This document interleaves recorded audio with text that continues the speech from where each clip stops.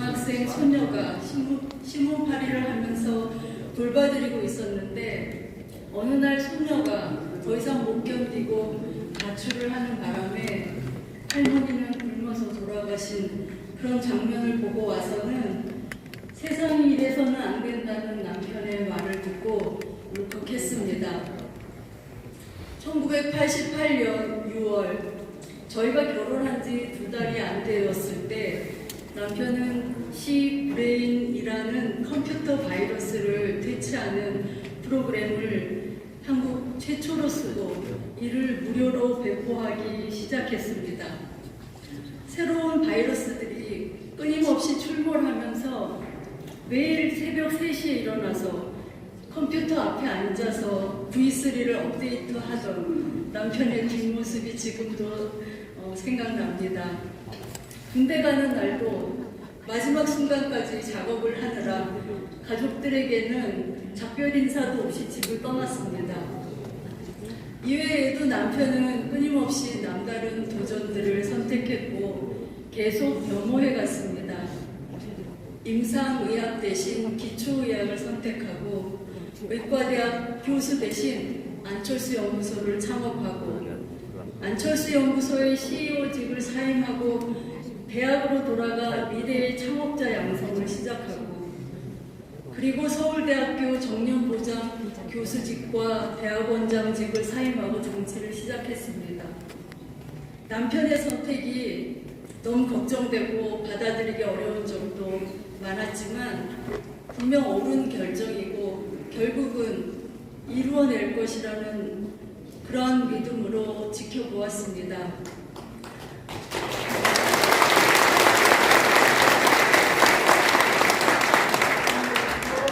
그러나 지난 10년 중 8년이 넘는 기간 동안 양당에 속하지 않고 제3지대에서 정치하는 남편의 모습은 정말 외롭고 힘들어 보였습니다. 가족으로서 선거운동을 돕지 않을 수 없는 형편이었습니다. 그래서 작년에 국민의힘으로 합당했을 때 남편이 더 이상 고군분투하지 않아도 되고 뜻을 같이 하는 많은 훌륭한 분들과 힘을 모아 더 큰 차이를 만들어낼 수 있을지도 모른다는 생각을 하면서 오히려 안도할 수 있었습니다. 안철수 후보는 결코 완벽한 사람은 아니지만 항상 바르게 살아가려고 하고 오늘보다 내일 더 나은 사람이 되려고 노력하는 사람입니다. 그리고 자기 혼자만 혹은 자기 가족만이 아니라 모두가 같이 잘 살아가는 세상이어야 된다고 믿고 있습니다. 그래서 정치를 시작했고 지금도 함께 잘 살아가는 사회를 만들려는 절박한 마음으로 하루하루를 치열하게 살아가고 있습니다. 특히 과학기술자이자 벤처 사업가였던 남편은 초격차 과학기술로 경제성장을 이끌고 좋은 일자리를 많이 만들어서 대한민국을 크게 발전시키는 데 기여하고 싶어 합니다. 하지만 지금까지 정치인 안철수의 기록은 화려한 성공보다는 실패와 고난으로 점철되어 있습니다. 모든 사람들이 모든 것을 공격하는 중에 살아남기 위해서 더욱 과감하게 도전하였고 실패하면 좌절하는 대신 새로운 시작을 계속하였습니다.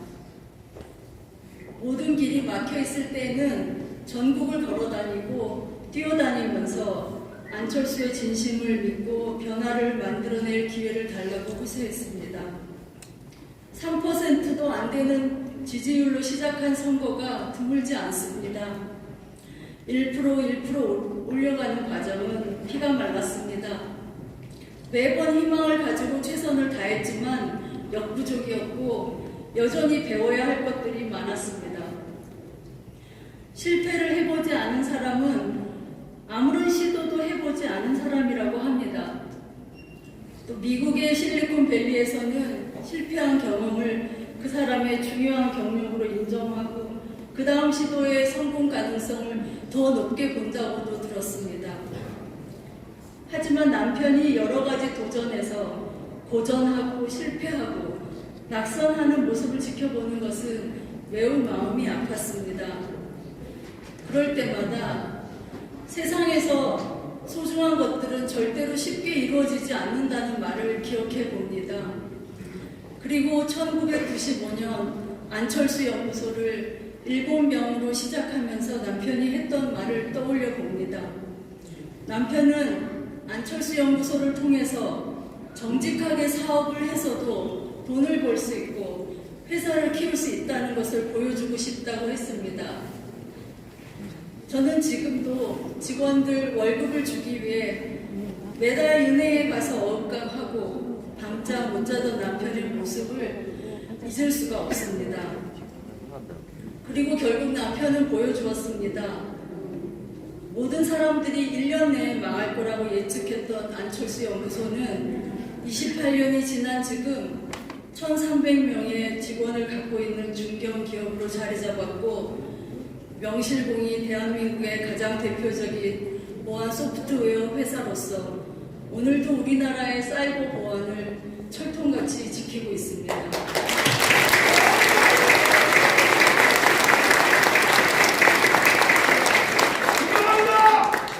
그래서 저는 2012년 정치를 시작하면서 깨끗하고 올바른 사람이 정치를 더 잘할 수 있다는 것을 보여주겠다고 했던 남편의 말도 사실로 증명될 것이라고 믿습니다.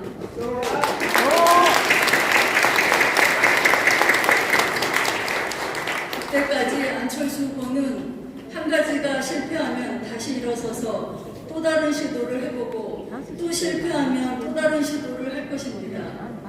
지금까지 모든 도전에서 항상 그랬듯이 이번에도 성공할 때까지 계속할 것입니다. 여러분, 안철수 후보를 지지해 주십시오. 국민의힘 당 대표로 꼭 선택해 주십시오.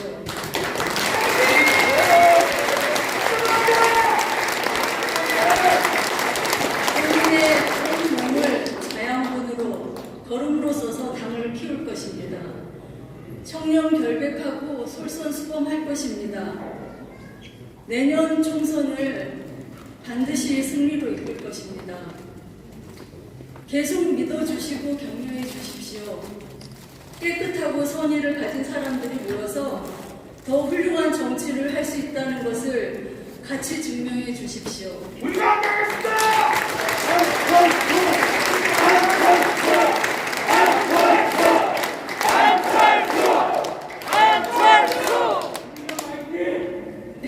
우리 모두가 함께 행복하게 살아가는 세상을 꼭 만들어 주십시오.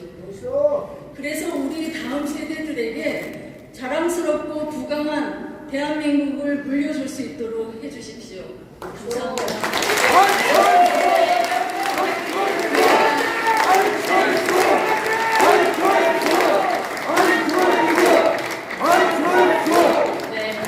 제가 감정이 격해져서 목소리가 안 나올까 걱정을 했습니다. 너무 감사드리고요. 이어서 조금 색다른 방식으로 총선 승리를 이야기해보겠다는 청년당원이 있습니다. 랩으로 해보겠다고 하는데요. 자, 우리 랩은 다 같이 따라 부르고 소리 지르면서 즐기시면 좋겠습니다. 언더그라운드 래퍼 채다보이를 소개합니다.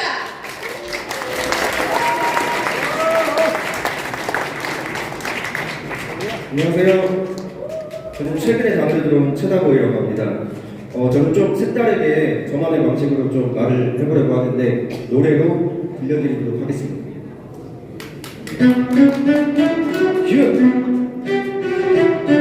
Put your hands up. 다 같이 박수 주시겠습니다. 저랑 한번 끝의 시련 그리고 인생과 이전은 승부하는 정직한 제의 시련 모두는 피우지 않고 움직여 부지런 총선승리 단원이 하나 되는 국민의힘 총선승리 의석수 170석 준비돼있지 모든 이보정 만당 대표 안철수 미래를 책임지는 과학기술 전문가 안철수 무경적 이보정 만당 대표 안철수 미래를 책임지는 과학기술 전문가 안철수 무경적 이보정 만당 대표 Say what? 안철수 미래를 책임지는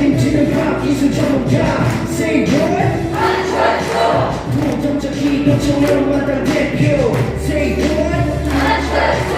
위에 먹거리 책임지는 락 기술 전문가 Say what? 감사합니다. 네, 큰 박수 부탁드립니다. 네, 도덕적이고 청년한 당대표 안철수. 네, 딕션이 아주 쏙쏙 들어옵니다. 네, 여러분 오래 기다리셨습니다. 드디어 우리의 주인공을 모실 차례인데요. 오늘의 토크쇼 국민 앵커 백운기가 묻고 안철수가 답한다. 국문 안답 시간입니다. 자, 우리 안철수 후보님과 백운기 앵커님을 무대로 모시겠습니다. 큰 박수 부탁드립니다.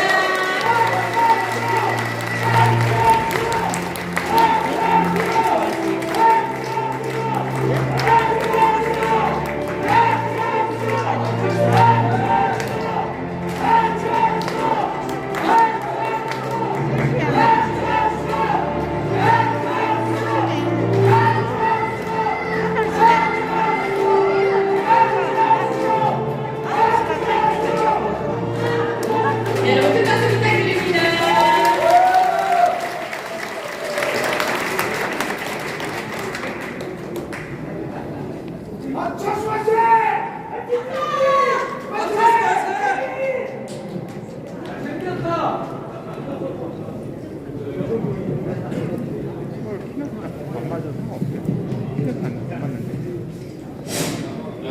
들립니다.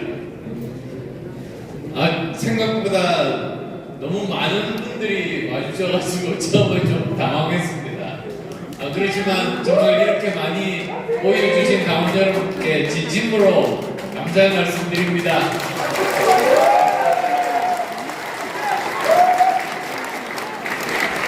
네, 그리고 또 정말 일정이 많으신데 이렇게 또 부탁 들어주신 백운기 앵커님께도 진심으로 감사의 말씀 드립니다. 오늘 여러 가지 이제 제가 가진 생각들 가능하면 정말 진솔하게 답하는 그런 자리를 되도록 이렇게 열심히 노력하겠습니다. 고맙습니다.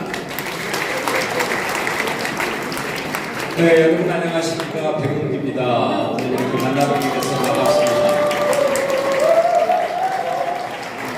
행사가 길어져서 너무 오래 기다리셨으니까 지루하지 않게 궁금한 것 바로바로 물어보고 우리 후보님 답을 들어보도록 하겠습니다. 아까 우리 김미경 교수님 말씀 제가 참 감명 깊게 들었는데 다른 건 몰라도 사모님과 단일화가 성공하신 것 같습니다.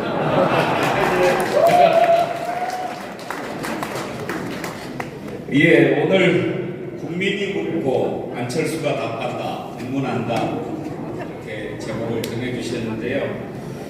궁금해하는 질문들을 몇 가지 모아봤습니다. 먼저 좀 머리로 식힐 겸 가벼운 문제를 먼저 드리고 그리고 좀 무거운 주제로 넘어가도록 하겠습니다. 먼저 후보님께 쉬운 질문 하나 드리겠습니다. 그리고 또 어려운 질문 하나 드리고요. 예. 수학 잘하셨죠? 수업 잘하는 편이었습니다. 예. 자, 첫 번째 문제입니다. 1 더하기 1은 몇일까요? 사지선다형으로 제가 드리겠습니다. 제가 국민의힘 전당대 보면 좀 답답한 게 하나 있어요. 당원들 걱정 많이 하시지 말라고 주관식도 아니고 사지선다형으로 했는데 그 쉬운 답을 이렇게 어렵게 찾아가는가? 예. 이런 생각을 했습니다만 자, 1 더하기 1은 몇일까요? 1 제로 2 3 마이너스 1 4 마이너스 2 몇입니까? 굉장히 어려운 수학 문제 같습니다. 쉬운 질문입니다. 1 더하기 1은 몇 번입니까? 전당대회 말씀하셨으니까. 아니요. 그냥 그 수학 문제입니다. 그냥 수학 문제입니까? 예. 그럼 2라고 답하 정답입니다. 박수.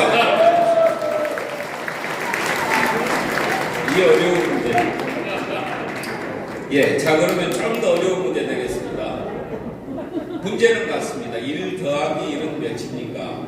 그런데 선생님은 답을 1이라고 합니다. 선생님은 1번 0. 예. 그리고 2번 답이 2.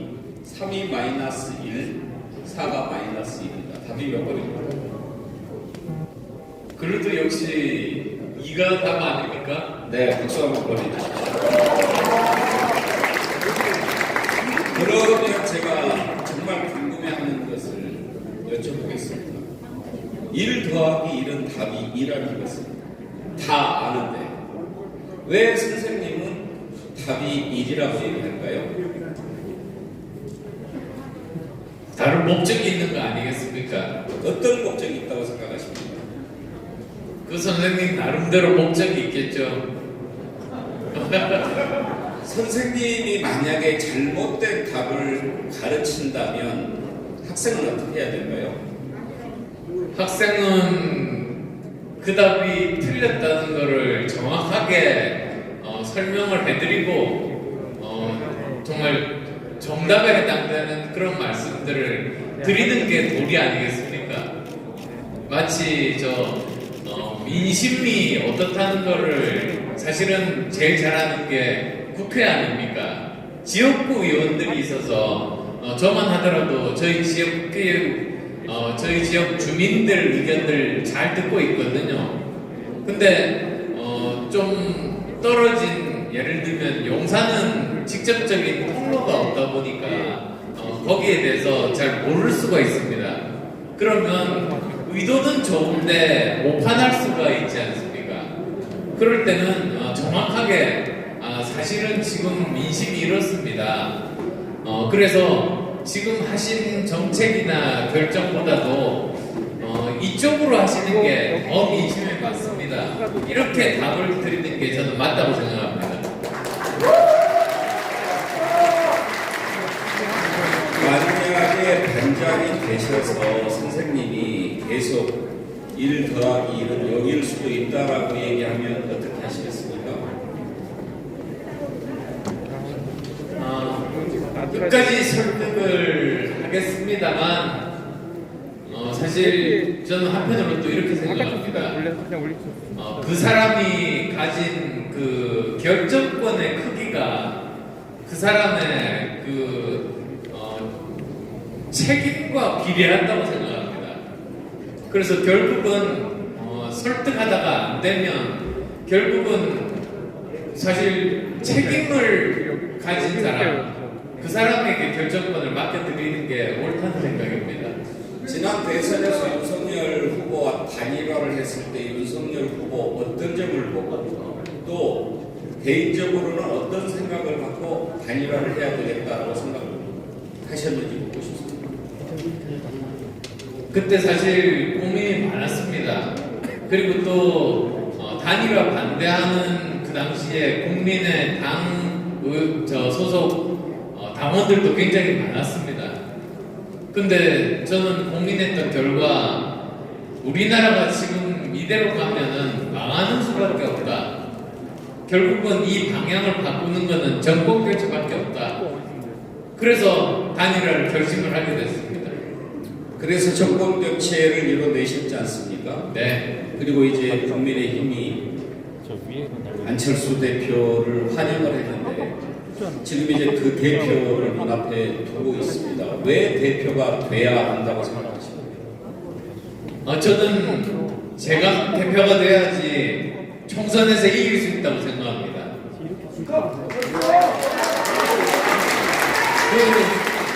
그 이유가 저는 세 가지로 압축해서 말씀드릴 수 있습니다. 우선 첫 번째는 전투가 벌어질 때 지휘관은 최전선에 있어야 됩니다. 전투가 벌어졌는데 지휘관이 저 멀리 떨어져 있는 전투 절대로 이길 수 없습니다. 그런데 지금 전투의 최전선은 바로 수도권 아닙니까? 수도권 121석 중에서 17석밖에 못 얻어서 115석으로 쪼그라든 겁니다.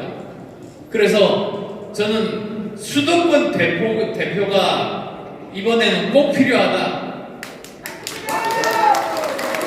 멀리 떨어진 영남에서 대표가 나오면 이 수도권의 민심도 모르고 수도권 선거를 여러 번 치러봐야지 사실은 수도권 특성을 알 수가 있습니다.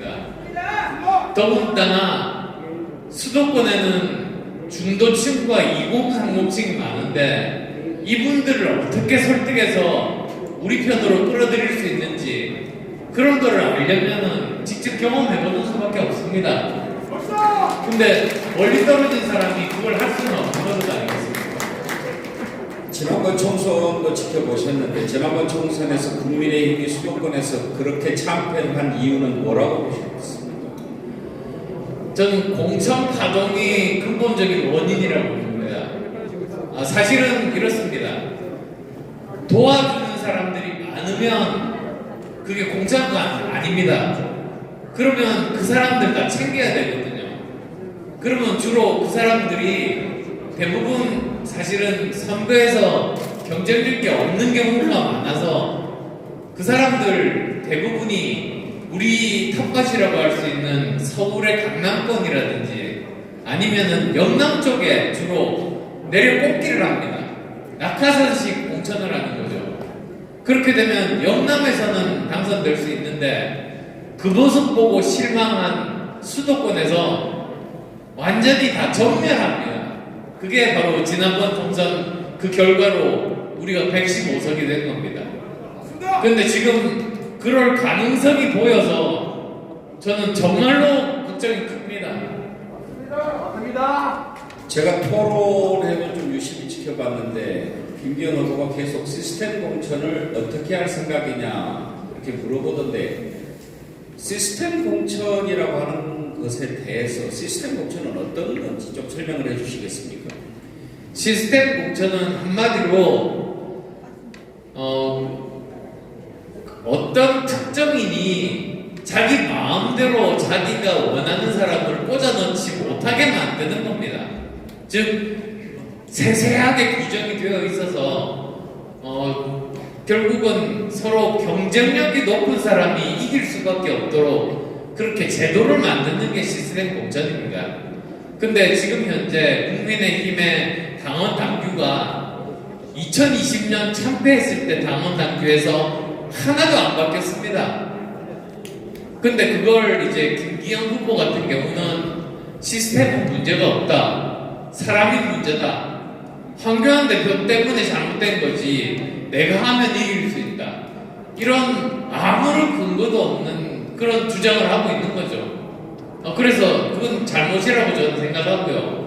정말 이번에 제대로 당원 당규 바꿔가지고 예를 들면 제일 문제 중에 하나가 그 비례대표 순번 정하는 거 그거 완전히 당대표나 또는 그 영향력 있는 사람 자기 마음대로 하거든요. 1번 됐다가 40번 됐다가 막 그렇게도 합니다. 그거를 제대로 된 권리 당원들 선거인단을 10,000명 이상 모집해가지고 거기에서 추첨을 통해서 거기서 정하게 하고 당대표가 가진 권한들 완전히 내려놓으면 저는 그런 게 시스템 공천의 대표적인 예라고 생각합니다.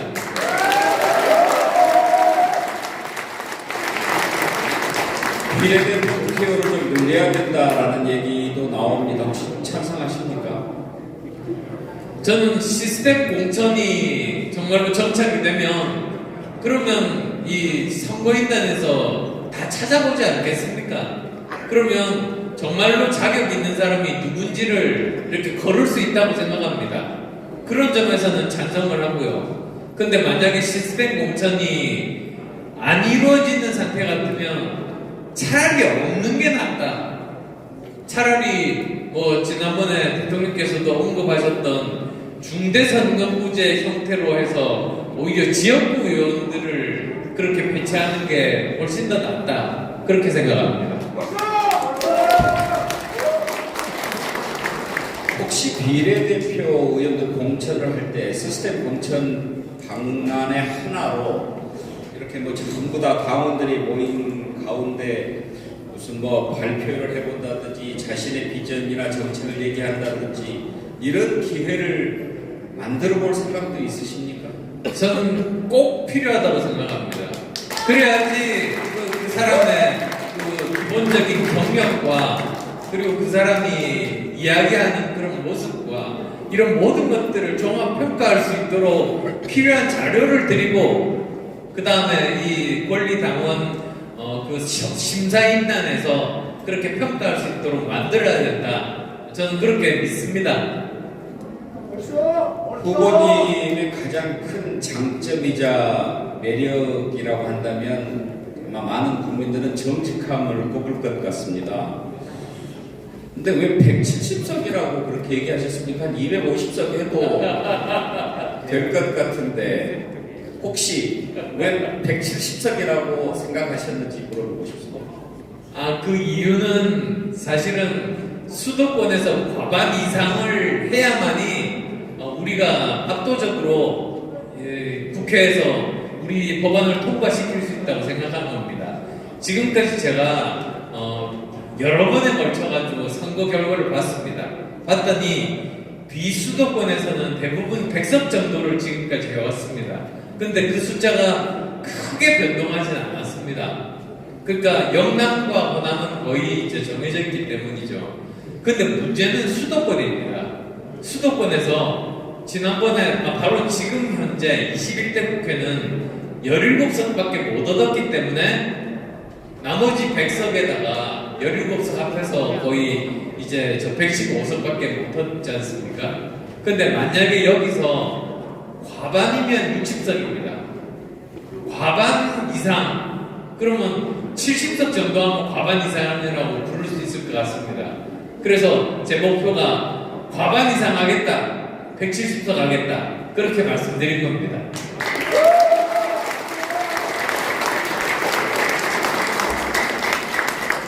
(170석과) 관련해서 한 가지만 더 여쭤보겠습니다. 혹시 170석을 달성하는데 안철수만이 해낼 수 있는 어떤 법안이 있으십니까? 저는 많습니다. 사실 근데 그 중에서 하나만 꼽으라고 하면 중도층과 2030층에 대한 소구력입니다. 뭐 토론 시간에서도 나왔습니다만 사실은 그 여론조사 기관에서 지금 당대표 후보로 나온 사람들 선호도 조사를 해보면 중도층에서의 선호도 그리고 2030층에서의 선호도가 제가 제일 높은 편입니다. 그리고 대표가 되면 더 높아질 겁니다.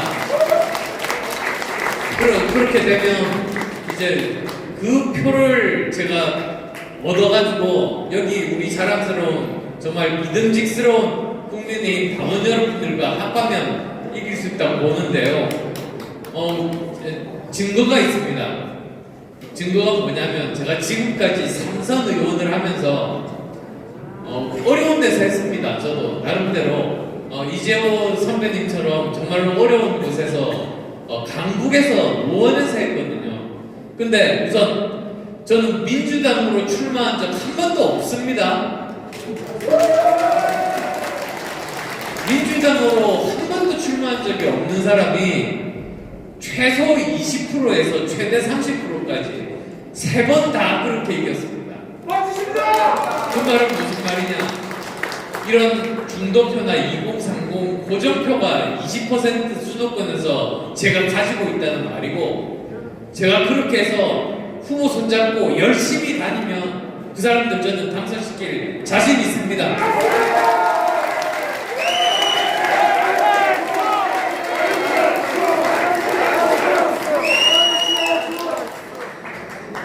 이제 뭐 선거 때문에 늘에 상대방 공격하기도 하고 싸우기도 하고 그렇습니다만 이번 국민의힘 전당대회는 좀 더 세게 싸우는 것 같다 그런 얘기가 많이 나옵니다. 대표가 되신 후에 이렇게 치열하게 싸웠던 분들과 하나가 되고 또 당을 하나로 어떻게 만들 수 있을까 걱정하는 당원들이 많이 있는데요.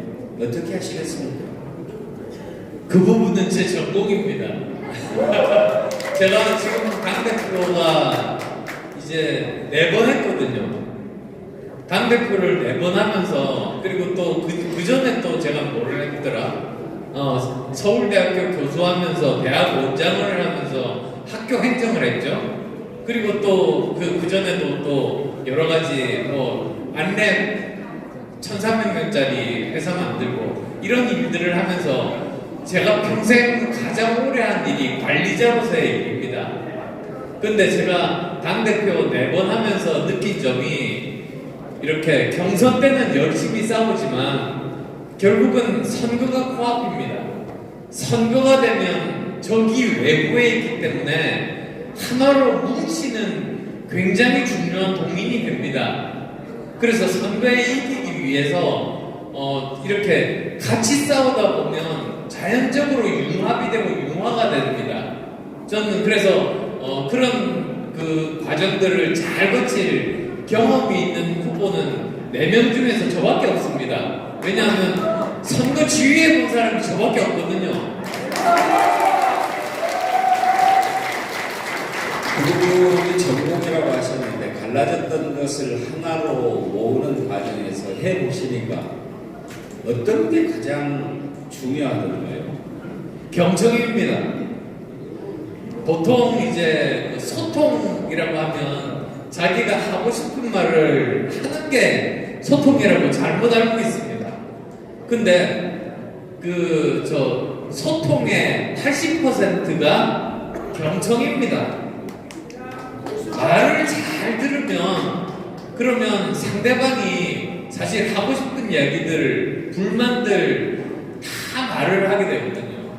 그러면 이제 그걸 가지고 공통점을 찾아내고 해결 방법을 같이 고민하고 그리고 또 정말로 문제가 되는 점을 짚어주면 이거 이렇게 한번 고쳐보자, 아니면 혹시 고칠 수 있는 방안을 가지신 게 있느냐고 되물어보기도 하고, 그런 과정들을 통해서 자연스럽게 하나가 됩니다.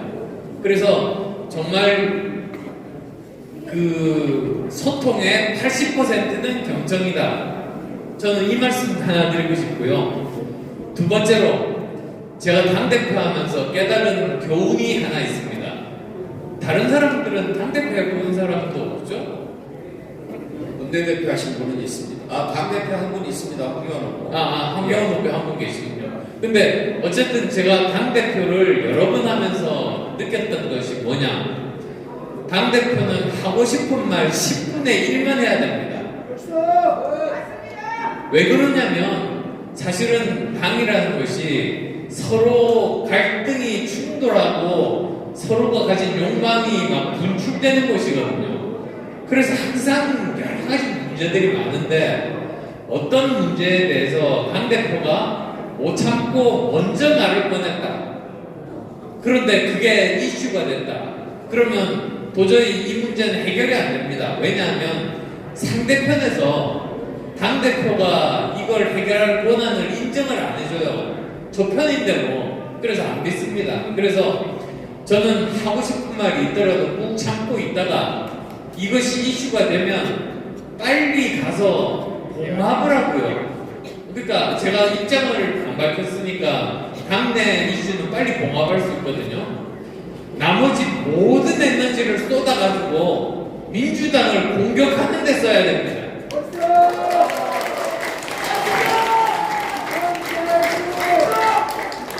경청하는 자세가 가장 중요하다고 말씀하셨는데, 후보님께서 대표가 돼서 먼저 얘기하지 않고 남 이야기하는 거 계속 기다리다가 하면 듣는 사람들이 좀 지치거나 지루하지는 않을까요? 내 사모님께 좀 여쭤보고 싶은데요. 그렇진 않습니다. 보통 이제 그런 갈등이 생겼을 때는 오히려 하고 싶은 말이 굉장히 많거든요. 그래서 그 사람이 정말 하고 싶은 말 다 할 때까지 이렇게 들어주는 겁니다. 참 쉽지 않은 일이죠. 예, 그렇지만 그게 당대표가 해야 될 일이라고 보는 거죠. 당대표가 돼가지고 조금 당대표와 다른 이야기를 한다고 막 구박을 하거나 그런 식으로 되다 보면 조직 관리가 안 됩니다. 그 관리자의 자세가 안 됩니다. 네, 기대하겠습니다. 지금 이제 세 분의 후보와 함께 겨루고 계신데, 황교안, 김기현, 천하람 세 후보 어떤 점을 장점이라고 생각하시는지 하나씩 좀 얘기를 해주시겠습니까?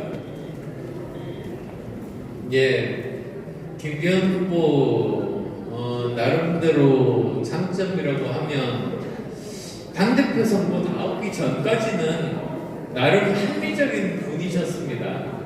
근데 이제 당대표가 되고 싶다는 그 욕망이 너무 강하시다 보니까 결국은 신세 지는 사람들을 너무 많이 만들게 되어서 결국은 저는 이거 공천 파동으로 이어질 거라고 봅니다.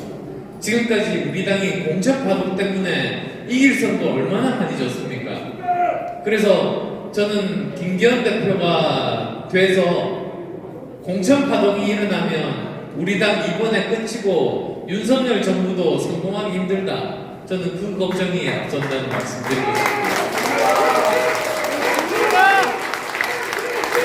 그 다음에 또 그 전에 당대표를 지내셨던 그 황교안 전 대표 같은 경우는 굉장히 차분하고 절제 있으시더라고요. 특히 저는 처음에 생각했을 때 아마도 여러 가지 뭐 부정선거 이슈를 포함해서 이런 것들을 이슈로 들고 나오지 않을까 생각을 했는데 아마도 내부적으로 굉장히 깊이 고민을 하고 정말 핵심을 찔러서 이렇게 어떻게 보면 또 검사 본능을 발휘하셔가지고 이렇게 하나씩 짚어가는 모습이 좀 인상적이었고요. 그 다음에 천하람 부분은 저는 미래가 기대됩니다. 왜 그러냐면 사실 천하람 후보 아시겠습니다만 정치한 지 3년 됐습니다. 선거 한 번 나왔습니다. 그리고 3% 받았습니다. 그러니까 사실은 어떤 당을 지휘할 수 있는 그런 준비가 되어 있지는 않습니다. 그렇지만 저는 그 험지에 자기가 스스로 뛰어든 걸 굉장히 높이 평가하거든요. 왜 그러냐면 제가 처음에 국회의원 되고 나서 놀란 게 아니 대부분의 굉장히 많은 국회의원들이 중소기업 사장보다 못한 겁니다. 중소기업 사장님들 아마 여기 계실 텐데요.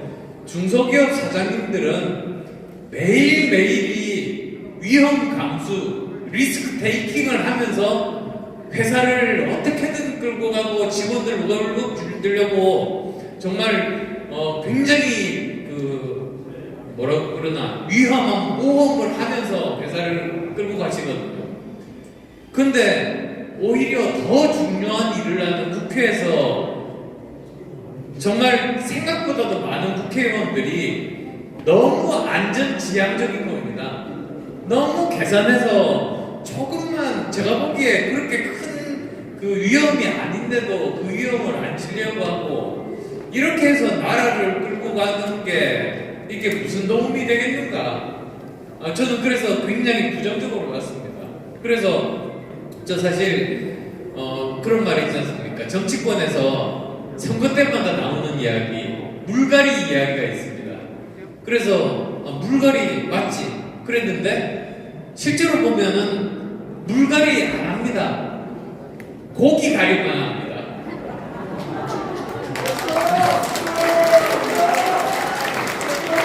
아니 사실은 물이라는 게 환경 아닙니까?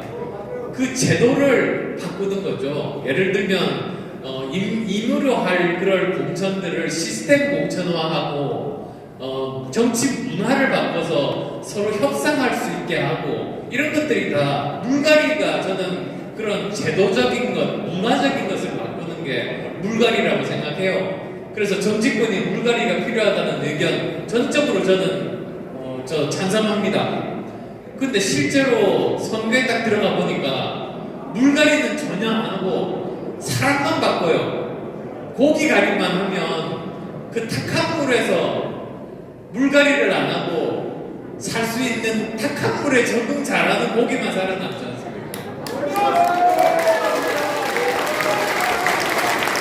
그래서 그게 문제라고 보는 겁니다. 진짜 이번에는 물갈이를 해야 됩니다. 우리 당부터 시스템 공천을 꼭 도입해야 됩니다.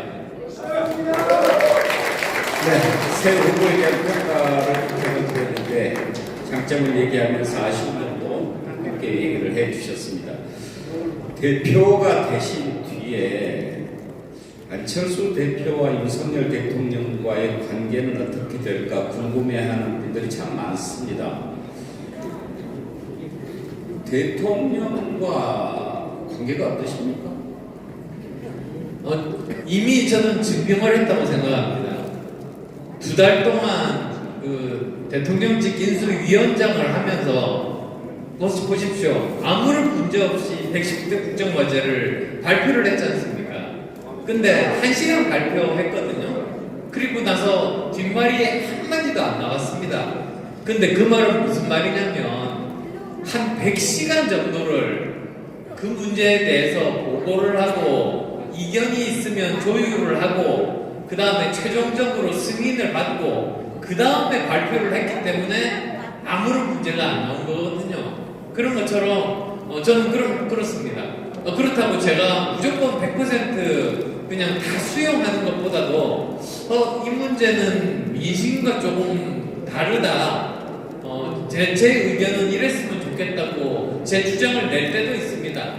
근데 결국은 그런 경우에 저 생각을 바꾸실 때도 있고요. 근데 생각을 안 바꾸신다 끝까지 그러면 대통령 의견을 존중해서 그 안을 발표를 하게 됩니다. 왜 그러냐면 아까 잠깐 그 말씀도 드렸습니다만 책임의 크기하고 결정권의 크기는 저는 비례한다고 생각하거든요.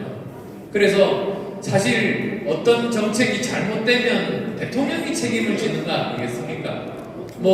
당대표가 책임을 지거나 인수위원장이 책임을 지는 건 아니니까 책임을 지겠다는 분이 끝까지 이거는 내 신념이라고 주장을 하시면 그러면 그거는 대통령 의지대로 해드려야 된다. 저는 그렇게 생각합니다.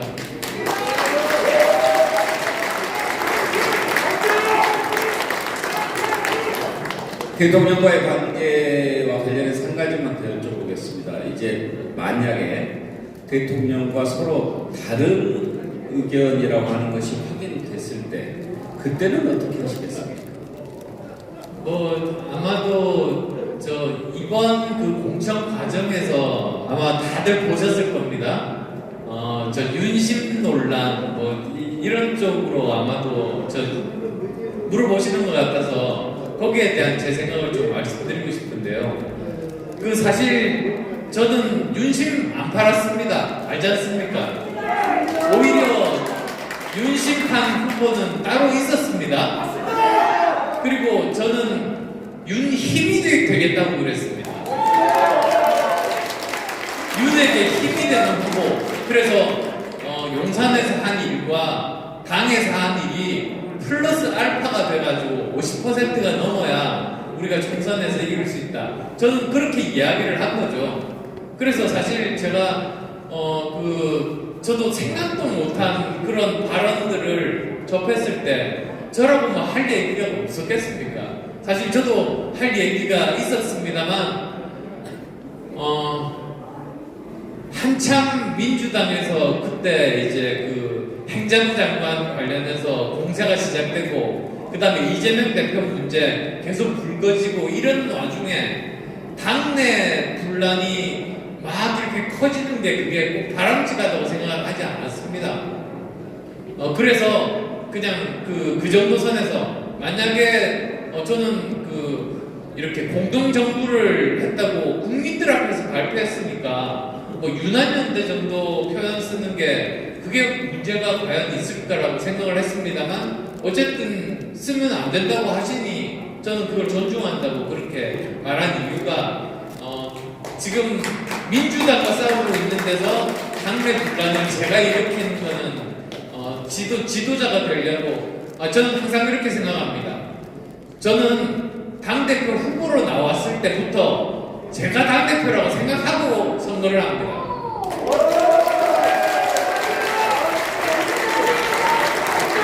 그래서 당대표는 그런 모습을 보여야 되지 않습니까?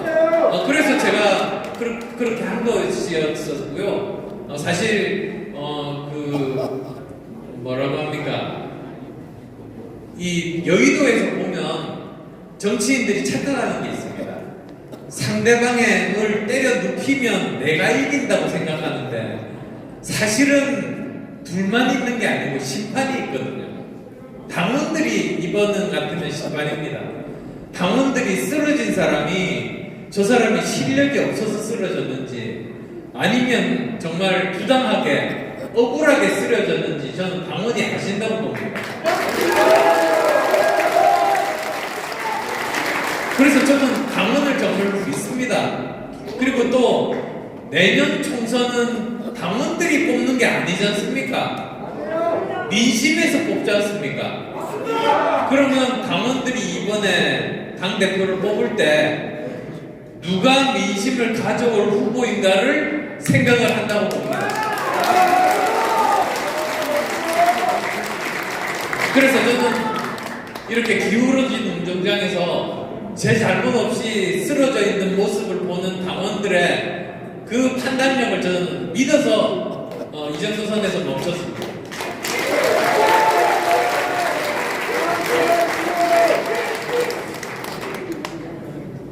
이미 대표의 심정으로 경선하고 있다라는 말씀을 들었을 때 많은 생각을 했습니다. 한 두어 가지만 더 여쭤보고 마치도록 하겠습니다. 당 대표가 되시면 총선 승리를 이끈 다음에 대표에서 물러나겠다 그런 얘기를 하셨습니다. 이렇게 힘들게 대표가 되놓고 선거 끝나고 물러나겠다라고 하신 이유가 뭡니까?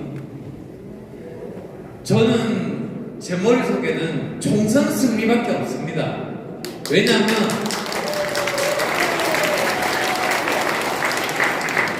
제가 총선 승리의 원을 시작했다고 저는 생각합니다. 그러니까 생각해 보십시오. 2020년 총선에서 참패했을 때 그때 정권 교체 가능성 아무도 생각 못했습니다. 근데 2021년에 그때 서울시장 보궐선거 때 제가 나와서 결국은 우리 당이 이겼지 않습니까? 제가 온몸을 다 던져가지고 그래서 총선 승리의 기반을 그때 만들고 그 다음에 또 윤 대통령과 단일화해서 총선 승리를 했습니다. 근데 결국은 보니까 이게 반쪽인 겁니다. 왜냐하면 제가 인수위원장으로 만든 국정과제가 이 국회에서 통과가 되지를 않습니다.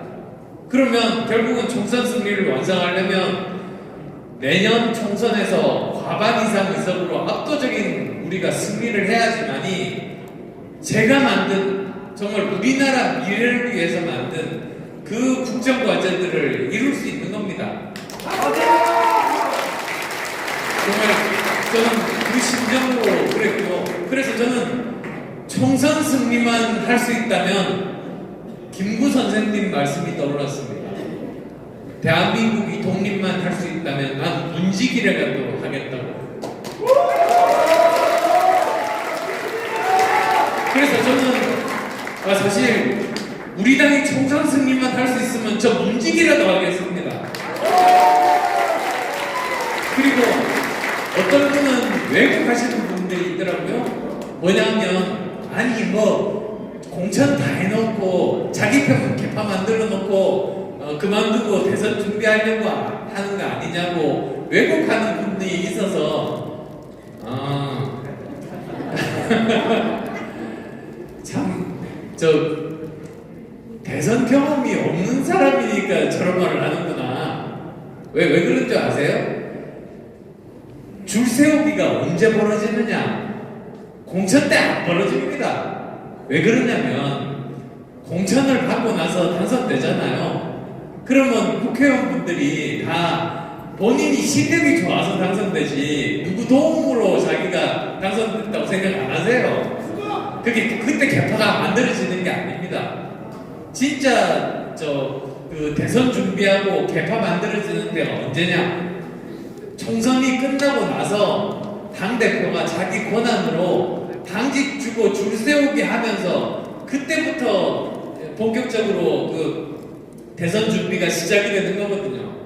근데 저는 진짜 제 머릿속에는 총선 승리밖에 없기 때문에 제 진심을 보여드리려고 저는 이 대선 준비하는 게 아니라 총선 승리를 하기 위해서 당대표에 도전한다. 저는 그 진심을 보여드리기 위해서 그렇게 결단을 내린 겁니다.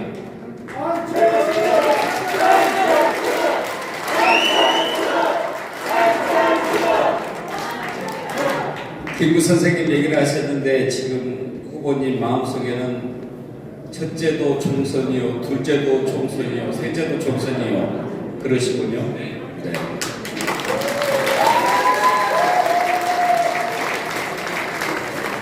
황교안 후보가 토론회 과정에서 계속 안철수 후보 정체성을 많이 따지는 것을 봤습니다. 사상도 의심스럽다라고 얘기하는 것 같고, 또 이제 그동안 여러 정당 경험이 있으시기 때문에 국민의힘도 잠시 거쳐가는 정당이라고 생각하느냐 이렇게 물어보는 것 같이 들렸는데, 정체성과 관련해서 후보께서는 뭐라고 얘기하시겠습니까? 우선 저는 우리 국민의힘에 뼈를 묻겠다 그렇게 말씀드렸습니다. 그리고 이제 저 사실 정치 시작한 이유가 가족들한테는 정말로 죄송스럽지만 정말 우리 국민들이 좀 더 행복하게 살 수 있고 좀 더 젊은이들이 자기 개발을 하는 직장들을 제대로 가질 수 있고 좋아하는 사람끼리 모여서 자기 아이 낳고 기르는 그 기쁨 저는 알거든요. 아이를 길러보면서 그런 나라를 만들고 싶어서 시작을 했습니다. 근데 그 과정을 이렇게 보면 3단으로 이렇게 시작을 하다 보니까 그것 때문에 고생해서 떨어진 분들도 계시고요. 그리고 제가 민주당 후보로는 한 번도 출마 안 했지만 민주당에 잠깐 몸담았던 그것 때문에 걱정하시는 당원분들이 있다는 것도 제가 잘 압니다. 그래서 우선은 제가 드리고 싶은 말씀이 그분들께 정말 진심으로 사과의 말씀 드리고 싶습니다.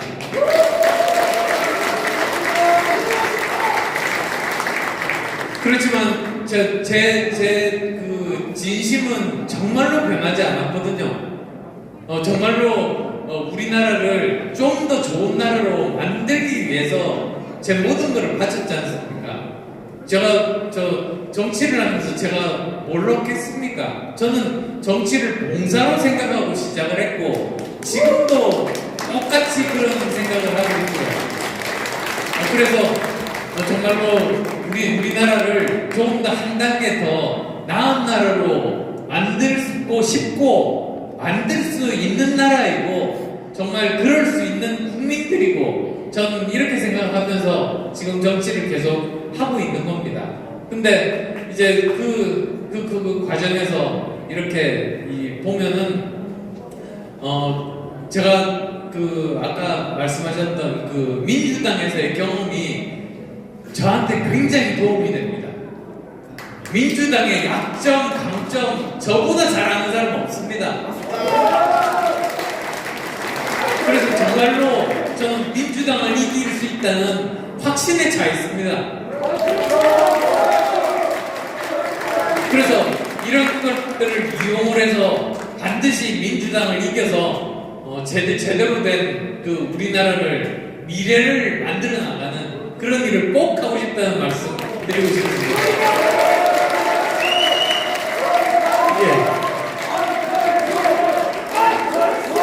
긴 시간 수고 많으셨는데요.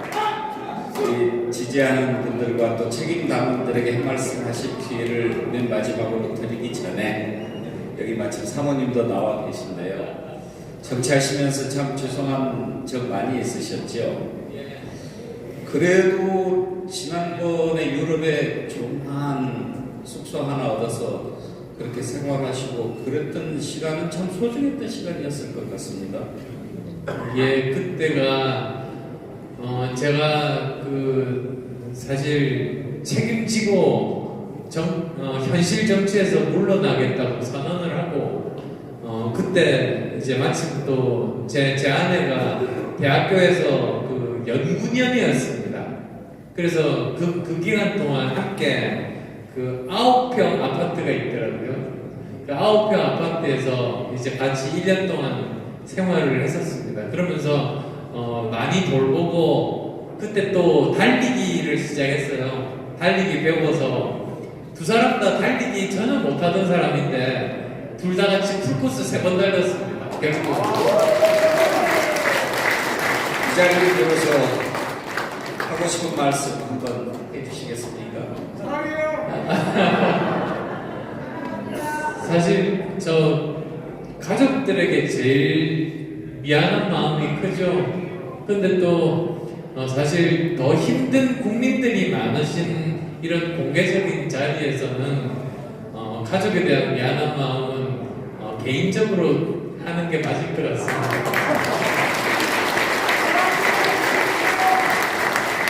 자랑스러운 따님 근황도 궁금한데 지금은 어떻게 생활하고 있습니까?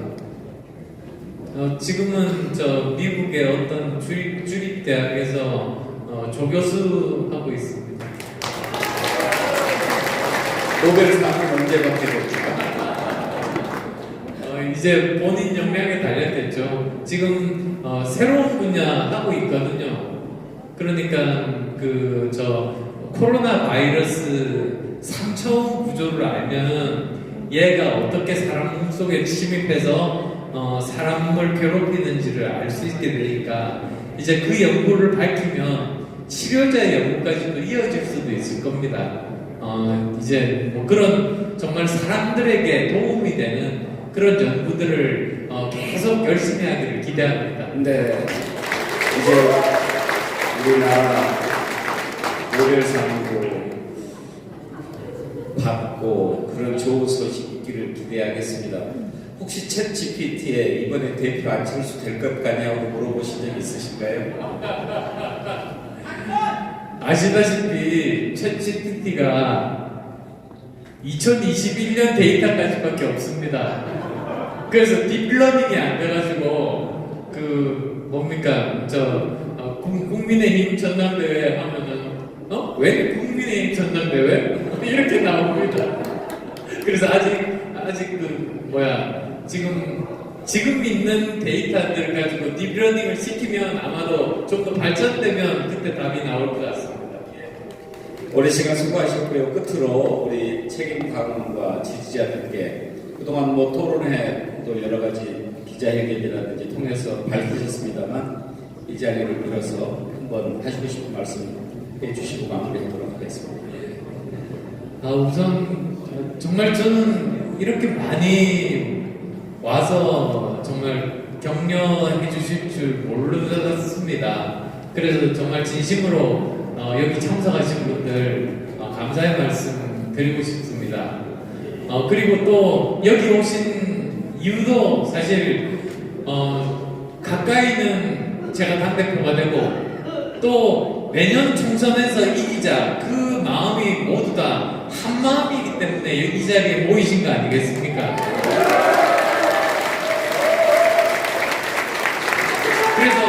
그래서 정말로 이제 반드시 이제 지금 보면 3월 8일 날 일주일 정도 남았죠. 그때 이제 아마 그 결선 투표로 가게 될 확률이 많을 거라고 봅니다. 근데 뭐 어떤 분이 도중에 제가 인터뷰도 했는데 뭐 1강 3중이라는 기사가 있다고 그러시더라고요. 그래서 제가 웃으면서 김기현 대표가 왜 저만 공격하는지 아십니까? 1강 3중이면은 셋 다 공격하지 저만 공격하지 않습니다. 제가 그런 식으로 답을 했습니다. 그리고 이제 본격적으로 이제 결선 투표로 들어가면 당원들의 시야가 완전히 바뀔 겁니다. 뭐냐? 두 사람만 보입니다. 그리고 두 사람 중에서 누가 수도권에서 이길 수 있는 당대표인가? 누가 중도층을 2030층을 제대로 이렇게 견인할 수 있는 후보인가? 그리고 또 누가 선거 지휘해 본 경험이 있고 3기 이래 가장 큰 정당을 만들어 본 경험이 있는 후보인가? 저는 그런 것들을 다 생각을 하게 될 겁니다. 그러면서 판정이 될 겁니다. 그래서 반드시 여기 계신 여러분들께 보답을 위해서도 꼭 승리하겠습니다.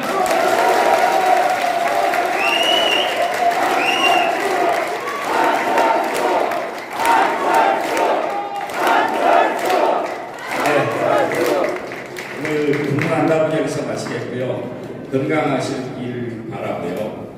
여러분, 반듯하고 진실한 정치인 그리고 경청하는 지도자 안철수 후보를 위해서 다시 한번 뜨거운 박수.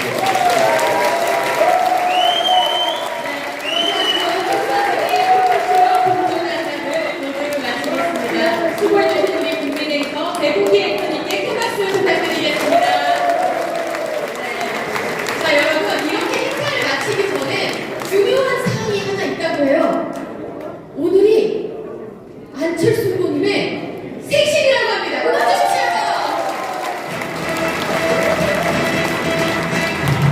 자, 우리 팬클럽 입장하시겠습니다. 우리 97세 어머니께서도 이렇게 익산에서 올라오셨다고 합니다. 우리 안철수 후보님 축하해주고 싶어서 그 지역구 군대를 가면서 케이크를 이렇게 마련해 주셨다고 해요. 앞에 비키세요. 자, 우리 다 같이 생일 축하 노래로 한번 축하드리는 깜짝 파티를 해보겠습니다. 자, 다 같이 생일 축하 노래 불러볼게요. 하나, 둘, 시작! 생일 축하합니다. 생일 축하합니다. 사랑하는 안철수 후보님. 생일 축하합니다. 여러분 박수 부탁드립니다. 네, 이것으로 오늘 총선 승리 전략 170 승리 캠프의 행사는 모두 마치겠습니다. 멀리 지방에서 와주신 모든 우리 당원분들 진심으로 감사드리고요. 기념 촬영하실 분들은 앞으로 오셔서 마지막 기념 촬영 하시면서 마무리하겠습니다. 네, 우리 경남 버스가 지금 출발한다고 해서요. 경남에서 오신 분들 먼저 기념 촬영을 좀 할게요. 네, 경남에서 오신 분들은 버스로 지금 와달라고 하십니다. 버스가 지금 출발한다고 해요. 경남에서 오신 분들 모두 버스로 와주시기 바랍니다.